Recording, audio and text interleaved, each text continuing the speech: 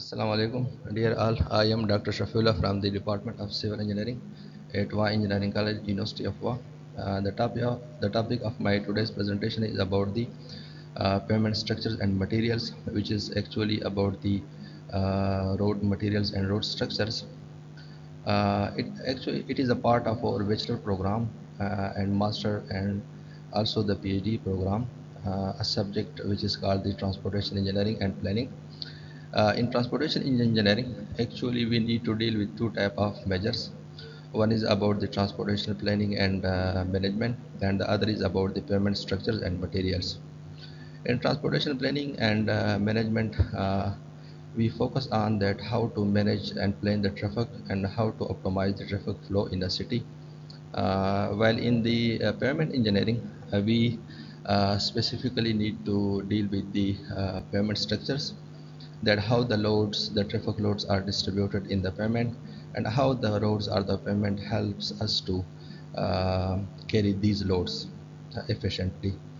So in this lecture, we will talk about that what is the recent status of pavement structures, especially in our country, Pakistan. What type of damages occur because of the traffic loading, as we know that with the passage of time the traffic is increasing, and also we have another thing which is the climate change, like the our rains, high temperature changes, and in Pakistan we specifically have the high temperature variations. So how can these factors affect the pavement structures, and what type of damages they induce in the pavement structures? So this lecture is about all these things, and I hope that our students who are in the bachelor or in the master or who are interested in doing PhD in pavement engineering, they will be benefited from this lecture. So in this lecture, I will talk about the recent status. What is the recent status? What are the gaps, and how can we develop based upon these gaps? So my report includes four contents. One is about the overview of engineering demand. Second one is the problem and what is the practical relevance. Third one is about the development of new materials and technologies. And fourth one is about the future vision. In the overview of engineering demand, we will little bit talk about the history of the roads, the transportation engineering.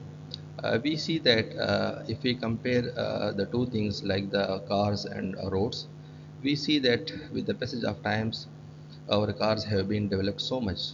But in the other side, if we look at our roads are basically, I would say that no big advancement has been done in case of roads. If we talk about the vehicles or cars, uh, we see that even our cars have nowadays been developed with sensing technologies. They have specific type of sensors, but on the other hand, our roads are still the same roads. Like in the modern infrastructure, the modern transportation infrastructure believes that there should be a communication between the road and the car. So if we look at the present scenario, our cars have been developed so much, but our roads they don't have so much capacity that they could communicate with the vehicle. So the future research is basically based upon this concept, that how can we enable the road so that it could communicate with these vehicles. So there is a problem basically. This part, uh, the vehicle technology, the expert of this field have no knowledge about about these things. Well, the expert of these things, the roads, the pavement material, they don't have knowledge of these things. So basically, there is a gap between these two things. And in order to reduce this gap, to fill this gap, we need to collaborate with these peoples, and these people need to collaborate with these peoples. That is why in recent years, the researchers they state that there should be an interdisciplinary collaboration between the people so that they could understand the research interest or the gaps of other group people. So in our transportation engineering, these people, these are the people basically who are related to the computer science or the electrical engineering or data structure, that how to communicate the information from vehicles to the road. But these people, they have enough knowledge of the road structure, how to design a road, how to analyze the road structure for traffic loading, but they don't know how to the data which is generated from here to transmit this data to this thing, to create a communication between these two things. So basically there is a very large gap, and the future road believes in this thing, that if we need to develop cars, we also need to develop roads. So our lecture is about this thing, that how can we make our transform our road from traditional to smart roads. Smart roads will be the road that will have the capacity to communicate with the vehicles. They will have some real-time sensing functions. So in this lecture we will basically talk about that how can we make our road sensible. Like just like our human body, we have five senses. We can feel the change in temperature like hot, cold. We can see things, we can hear things, we have sensing properties. But our roads, our concrete materials, they don't have such type of functions. So, what is basically the problem, and what is the practical relevance? The problem basically generates from this thing, that we have a traditional model of road construction. Roads are subjected to traffic concentration and climate change, which is the most important factor nowadays. In Pakistan, we see that recently, because of the climate change, we have so many floods and the sudden floods. There are so many changes in the temperature uh, and very high temperature in the Pakistan. So all these things combinedly lead to these things, structure failure in the roads, and in turn we have very huge costs and losses. So the other thing is that there is a complex interaction between materials and the environment, that how the environment affects these materials, and how can it lead to these things, these failures. So first of all, we need to understand the interaction between the material and the environment, that how the temperature affects our road materials. So for this we need to do research, and a lot of research has been done by the researchers in the past. But what is the gap in this thing? The gap is here, that we don't have the advanced design and condition assessment approaches like this we hear. Like once the cracks appear in the road, the construction personnel come here and they do the condition assessment and they do some repairs. Like we don't have real-time condition assessment approaches. The reason is this thing, that our roads are made of materials that are inert materials. Inert means that they don't feel the they don't have any sensing properties, that they could give us some signals before the failure occurs, so that the damage at the premature stage could be detected and we can do some maintenance works. So what will be the consequences of these things? The consequences leads to it is difficult to calculate the journey time because of these delays, traffic delays. We cannot calculate the journey time, and also it leads to huge damage to the economy. Like we can see here, so many congested traffic because of only this thing. So in order to make this thing optimized, to make the traffic flow smooth, we need to do develop some technologies, because of which our road could communicate with the people in the cars, who are the drivers, who are the people who are traveling from one place to another place. So for this, so what are the basically, just like we talked about the condition assessment in the laboratory, if we look here, these are basically the developments in the laboratory work, that initially in the laboratory, this was the concept that we need to go to the laboratory and we took a core from the road or the mixers and we need to test it for the mechanical performance. After this came the CT scanning. It is basically X-ray. We took the sample, go to the laboratory and take it X-ray and then find the cracks. After this came the sensors. Uh, they need to put inserted in the roads, and they tell us about what is happening in the road. But all these technologies, these are the technologies which are externally applied to the roads. Like in sensors, sensor is basically not a part of the road. We need to insert a sensor in the road, although it acts like a veins in the body, but still it is not like a inherent part of the road structure. So people nowadays are focusing on this thing, like we see here. They are trying to make the concrete self as a self to act like a self sensors. They need to put some in materials component inside the control mixers, because of which the concrete will be able to feel the force, the humidity, and temperature changes, and in turn it will give a signal to the, just like a human mind, it will create some signals, and it will forward the signal to some operating and processing system, just like a human mind. Then after this, we need to process this data. So if I look here, this is basically in payment engineering. Recent studies only focus on this thing, which is basically a theoretical model. They model the payment for the climate change for traffic, which is basically theoretical.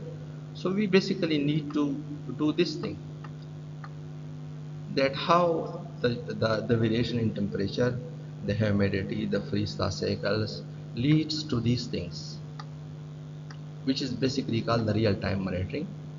That how can we measure the determine the deterioration of payments in real time, so that we could avoid these things. So in this, for this to solve this issue, we need to make a concrete like this, which could feel the traffic load, the climate change, and in turn it could provide some signals, so that the premature damage of such type of materials could be detected in real time, and in accordingly we could adopt some maintenance and repair technologies. So in case of our asphalt mixer, has like I told you, that we are basically in this lecture we will talk about the asphalt materials. This is the our asphalt concrete has a very heterogeneous composition, means that it is composed of different material. On one side we have aggregates, on the other we have asphalt or bitumen, and we have some filler, and we have some fibers, which are the additives.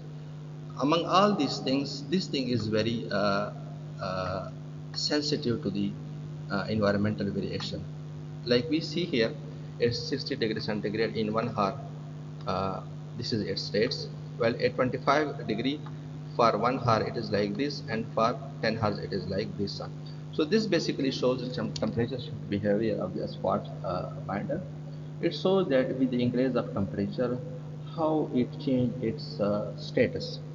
Like it is a viscoelastic material. Viscoelastic means that it at temperature, at a fixed temperature, sometimes it acts like a viscous material, and at the same time it acts like a elastic material. So it becomes very difficult to determine the behavior of this type of material. So in our pavement engineering, the whole attention is given to this thing, which is called the asphalt material. In many countries, the composition of this material have been modified, like in China, in developed countries, in China and some other countries, to avoid this behavior. But unfortunately, in our country, we are still using the same conventional asphalt, uh, which is incapable of uh, to withstand the recent temperature variation and traffic loading. So in this, in our asphalt concrete and in our asphalt material, the main attention is paid to this material and its behavior, that how it changes its internal condition with changes of temperature. And this is the only thing responsible for the deterioration of our pavements and our roads. So these are basically the function, that how our pavement structures responds to the traffic loading, to the thermal cycling. Just like I said that there are some factors which affect the performance of the roads, which first one is the thermal cycling, mechanical loads, and in some countries it is the freestyle cycle. In our country we have these two things normally. These type of things are occur in the cold or low temperature regions like China, Russia, and some other countries, Canada. So this is that how uh, uh, these traffic loads are transmitted in the pavement structure. Actually, the pavement is consists of many layers. The top layer is called the surface course, or the top layers asphalt concrete. Second one is the base course. Third one is the sub base, and the last one is the subgrade, or the natural, which is the natural crown. So this is that how pavement structure is affected by these things. This is the traffic loading we see here. These are the thermal cycling, and how it disturbs the distribution of aggregates, which is the granular structure. So this is how our pavement structure and its function uh, are affected by the thermal cycling, mechanical loads, and the freestyle cycle. So in order to understand the pavement structure and to analyze the stresses, strains, or some other type of things, we need to understand that how the stresses, whether they are due to the temperature, or due to mechanical loads or freeze the cycle, how they mechanistically disturb our pavement structures. So actually in our work we are basically interested in the top layer, which is basically made up of the asphalt concrete, this one, the black top surface. If this surface is okay, so the underlayer surfaces are not so disturbed, because this is the main layer which responds to the traffic loading, which responds to the thermal cycling, and which responds to the freeze the cycles. So we should pay much attention to the to strengthening this layer, so that if this layer is okay, if this layer effectively distributed the loads, the underlying layers will perform and will function smoothly. So this is that uh, how the durability and serviceability of asphalt pavements gradually deteriorates with time. For example, this is the vehicle. These are the stresses, strain imposed because of the loading and unloading, and how this leads to such type of stresses. This is the rutting which normally occurs in Pakistan. We see on the roads. It occurs because of the high temperature. These are the cracks. These normally occur in the low temperature regions, and also in the Pakistan. These are the fatigue cracks. Fatigue cracks mean that they occur because of the constant loading, and these are the moisture damages. In Pakistan, we also have this damage, but compared to this one, we frequently see this type of damages on the road. These type of damages normally occur in China, where 75% part of the China is exposed to the large temperature variation. There are so much rains. So these are basically the general failure modes that occur in the pavement structure because of the environmental condition, because of the traffic loading. So this is that uh, like this how this relaxation means that during loading and loading, how this leads to gradual aging of the pavement. These are the environmental changes because of the changes in temperature, and how they collectively lead to the distress in the pavement structures. So in order to know that, for example, if you want to do some research, conduct a study, whether it is a practical study or in the laboratory, we need to know that what is the reasons of, for example, the rutting, cracking, fatigue cracking, and moisture damage. And in according to these things, we then need to apply the same methodology to assess the behavior of these things. So in avoid to, uh, as I discussed that the pyramid structure is subjected to this type of damages. So how can we overcome these things. What we need to do next,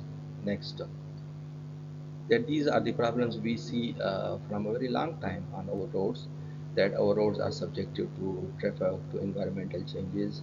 So how can we reduce these things? So for this thing, we need to adopt a new construction philosophy. A new road construction philosophy is needed. Why we need to new construction? Because of this thing, as I told you, this bitumen or asphalt, it is even inferior to simple polymers with regard to its thermal and mechanical properties. Just like I discussed in the previous lecture, or asphalt or bitumen, uh, in Pakistan we normally use the neat bitumen, which comes from the Atak refinery or some other. It is a petroleum based. So this neat or virgin asphalt matter, it is even inferior to the polymer. In China, people are using the plastic or SBS, which is a specific type of polymer. They put it in the asphalt binder. They modify the internal composition, and they make it to like this to meet these service requirements. So in our country, we should also pay attention to this thing. For example, if people in the transportation and pavement engineering want to do research, so they can also uh, modify this thing, to add some polymers, plastic, or some other thing, so that its mechanical and thermal performance can be improved in comparison to the conventional asphalt binder. So how can we develop new materials? Like for example, our asphalt, it is a very weak in the resistance to the temperature and thermal stresses and mechanical loads. So what we need to do, now we need to develop new materials based upon these things. Development of new materials, which I did in my work in my PhD, which was a part of my PhD research. What I did to avoid these things, these cracks, these rutting, these water damages, what I did, I modified the composition of the conventional mixers. I added some type of conductive additives in the asphalt mixer, and what I did, I created a piezo-resistive behavior to enable self-monitoring of the material. This type of mixers were different from the conventional mixer because conventional mixer just gave me the mechanical performance. But this type of mixers, when I added some fibers and conductive additives added in the conventional mixer, so I modified its internal composition. So what this type of mixer performed for me? In addition to the mechanical performance, it also gives me information about its internal composition through changes in electrical resistance, which is basically called the term FCR. FCR is basically denotes the fractional changes in electrical resistance, which was a measure of the self-monitoring performance of the asphalt concrete. So in my work, I went from conventional mixer to a mixer which was basically acting like a sensor of its own condition. Like I went from conventional to smart smart technique, like which was basically the inherent sensing properties of the mixer. So what was the problem? What I did this problem statement was this thing, that in asphalt pavements expose early damage during their surface life. This early damage cannot be detected uh, with the naked eyes using any type of sensing technology. We cannot detect this early damage, and this early damage basically uh, generates uh, between due to gaps inside the aggregates. Like for example, when the pavement is subjected to traffic loading, so because of the loading and unloading, just like I said in the previous slide, that relaxation, these relaxation and these loading and unloading, they lead to early damages, and this early damage actually with the passage of time accumulates within the pavement structure, and then with the passage of time it appears in the form of a macro damage, which is called the visible or obvious damage on the pavement structure. So what was the challenges for me? How to enable real-time monitoring of damage evolution in asphalt concrete? So there were basically two prerequisites for me. One was the that how can I develop a optimized conductive mix composition, and second was that how can I impart self-sensing functionality in this concrete. So this thing was basically the most challenging thing for me. That first of all I added some conductive additives in the mixer. I use different type of compositions, but to optimize the composition was the very difficult job. Optimization means that it should give me the optimized properties in terms of both the mechanical and the electrical properties. Sometimes when we put additives, they negatively affect the mechanical performance, although they increase the electrical properties of the material. So in my case, I think this is the most challenging the job, that how can we get the optimized conductive mix composition. Once this composition is achieved, this thing becomes possible. So this was the basically idea that uh, that how I modified the mixer composition. This is the conventional mixers. These are the aggregates. These are the voids or spaces, and the or asphalt binder is basically here.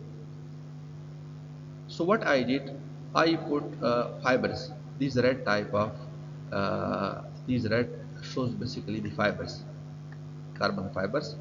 So it basically uh, reinforced the mixers. So what it did for me, when I applied loading and there was some cracks generating in the mixer, so these fibers basically reinforced this crack. So this basically this I applied tensile loading. When again on in the another experiment, when I applied the compressive loading like this, these cracks were recovered like this. We see that in a pavement engineering, for example, this is the tire. So there are basically two type of one is this is the tension, and this is the uh,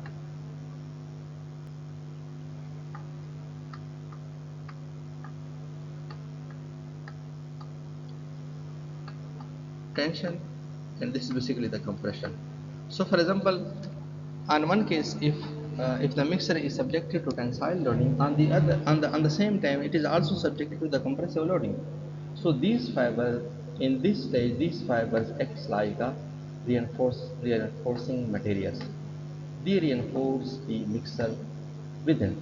So basically it acts like a smart and better structural material which prevents its own damage through fiber bridging effect, and reports the change in its internal composition through corresponding changes in electrical resistance, thereby providing early damage identifications, which was basically the problem. Just like in previous slide, I told here that it is difficult to detect the early damage in the pavement. So by using this general approach, by changing the composition of the conventional mixers, one thing was this that I improved the mechanical performance of this mixers. Mechanical performance means that I I improved its cracking resistance, and the other thing was that it gave me these two properties to prevent its own damage, and also it gives me some sensing capability through which the mixers give indication about the changes in its internal composition. So the my work was about this thing, that how uh, we can uh, change the composition of the mixers. How can we grow from the conventional approaches to new sensing, new that are sustainable, which are resilient. If we look here, this here the mixer is sustainable. Sustainable means that it maintains its own structure even if it is subjected to the applied loading. So our recent research or our recent demand is this thing, that our road structure should be sustainable. So if we go from this thing to this thing, it means that we can achieve the sustainability of road infrastructure. So what is the future vision using these concepts? the self-sensing or self-monitoring concept, that if the mixture has a self-sensing properties, it can detect its own damage, it can give information about its internal structures damages. So how can this contributes to our future in the transportation engineering? So they are basically there. We need to here link two visions. One is about the that we need to prepare surface layers with optimal performance characteristics and long service life. This is the main thing. Just like I talked in the that this thing was the most difficult to achieve, to give us a properties that are uh, the properties that are best in terms of the mechanical performance and in the electrical performance. And how can these lead to longer service life? Longer service life is this thing that the road material or the mixture should be sustainable, resilient. It means that even if it is subjective to damage, with the passage of time, it will have the capacity to even recover from the same damage.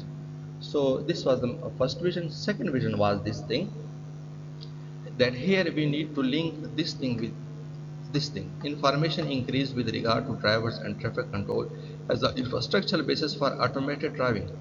So this thing basically helps us in achieving the automated driving. That how can because if you look on the recent advancements developments, that the roads have no sensing capability. Even if we put sensor in the vehicles or in the cars, they can be very sensitive to the environmental changes and these things. But on the other hand, our road is have no sensing properties. So by imparting the self-sensing behavior, self-sensing properties in the road, this thing can be realized. And for this, our route should be the sensitive and materially optimized. Sensitive means that it should act like a sensor. It should interact with the vehicles. And second, this thing will be the most important. It will be materially optimized. Optimized. It means that it will have a longer service life. So this is the basically the future concept on which the people are focusing. That how can we change the roads from conventional to other roads, which which could give us some generate some revenues in addition to just carrying the traffic load. We all know that our roads are used for carrying the traffic load, and we have not seen any other advantages that we have got from the roads. Although roads cover a large area of a country or a city uh, in every country. So this is basically these can be the research fields for the new concept of roads. First one will be the structural engineering, that how can we improve the structural performance of the road. Second can be the detection, that how can it helps and helps us in the structural health monitoring or traffic monitoring. Third can be the communication, that how can it helps us to develop a communication between the road and the vehicle. And the last one can be the energy conversion or energy harvesting. In many countries, people have worked on this thing, in Japan, in China too, and in another developed countries, people are getting, researchers are getting energy from the roads. This communication is also okay in some countries, but it is only limited to the people in the electrical engineering, data structures, and computer science. They know how to enable communication on the road, but they are basically unfamiliar with these things.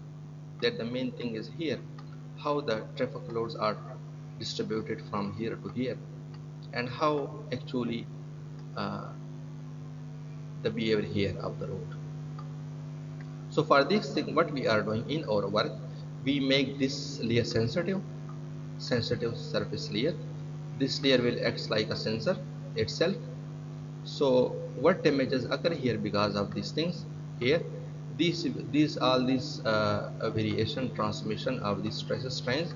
This will be shows to us like this in terms of some signals. Like here is the vehicle. If it goes on the roads like this thing, so it will generate some signals. So this signal will be transmitted from this place to like this, that it will helps us in the traffic detection. Like we will be able to detect the traffic, that what was the speed of the vehicle, what was the weight of the vehicle. So even it also helps us in the that we can measure the weight of this vehicle in real time. I think in our country, in Pakistan, there is no such technology that we could weigh the vehicles or motors that are moving on the roads. they, there is some measurements, but these are all the statics. In these dynamic situations, we don't have any technique because of which we could measure the weight of the vehicle, and it could provide us some information about the vehicle. So our this work is basically the smart sensing or self-monitoring. It will enable us to measure the traffic flow,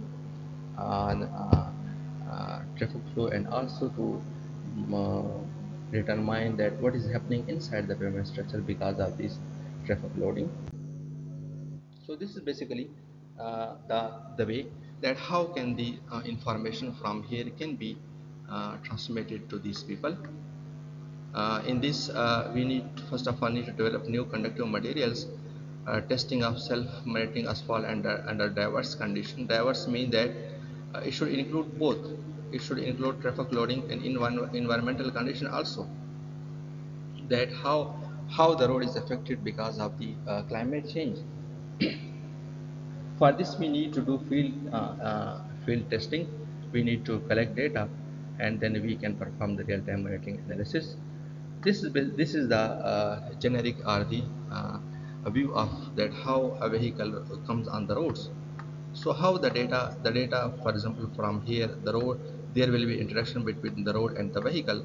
The data will be collected first of all by the multimeter. Then it will be transmitted to the transmitting antenna. From here it will go to the data center, and then here it will decide that uh, how can we use this data for the traffic monitoring and for the structural health monitoring. Here we need to identify some thresholds, like traffic speed. We should say that the traffic should speed should be between 40 to 60 kilometer per hour or something like this. Even now, if this vehicle speed exceeds 60, so it means that here we will get the signals, and these signals here, this signal will be transmitted to this thing. So in this case, this is the concept that how can we use the smart sensing or the ability, smart intrinsic ability of the road to make the traffic flow smooth. How can we enable the roads to detect their own damage, and how can we go from conventional methods to sustainable and resilient methods that could help us in developing a smart and sustainable road infrastructures. So as I told earlier, that here is the still gap. For example, the transportation payment engineers, they have a very good idea of these things, that how the stresses are transmitted because of the vehicle, because of the sun and other things, but they have very small idea of these things because they don't know the data science, data structures, these using how to transmit signals and how to optimize these signals. But on the other side, the people from the data science, they know these things. They simulate these things using their own concept. So they transmit the data from these are the RCU, roadside unit, ABC. So from different vehicles they collect the data here. From here data, and from here it goes to cloud. So but they have a very good knowledge of these things. Even nowadays people are using like there is a new technology which is called edge computing. Edge computing edge computing means that the processing of the data will be done at the edge of the road. it will not be transmitted to the cloud.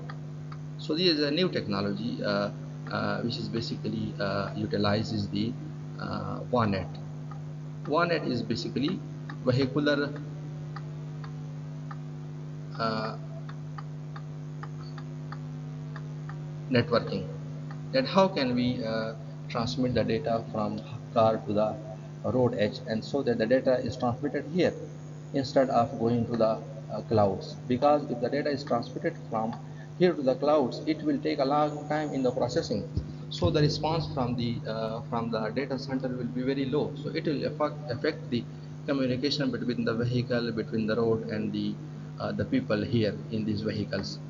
So there is this is a new technology, but the thing is that we need to reduce the gap between the people here and the people here, so that our transportation infrastructure or our roads could be efficiently utilized for these properties, for structural health monitoring, for traffic monitoring. So uh, lecture in this lecture, uh, these are the gaps, these are the things that upon which we can develop new knowledge, new techniques, and how can we use these shortcomings to develop new sensing technology, new roads, and how can we further this research in our master or in bachelor or in PhD. But there are also some drawbacks or limitations of these things. This includes that what will be the durability of this material in real world applications. Second one is this, that how can the integration of integrating challenging with the existing infrastructure.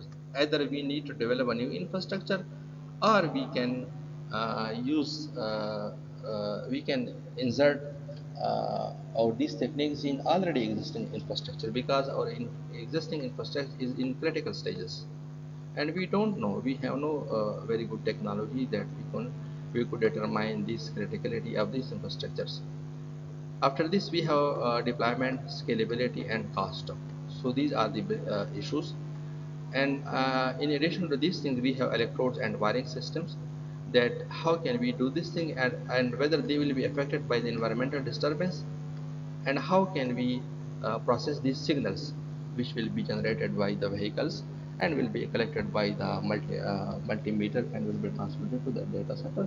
So these are basically the some type of risks. So these are also some gaps. We can work on these things to mitigate these risks and these problems. So what can we do for these things? For this we need to do the extensive lab testing and iterative refinement of based on the results. That the results which we get, we can optimize these results.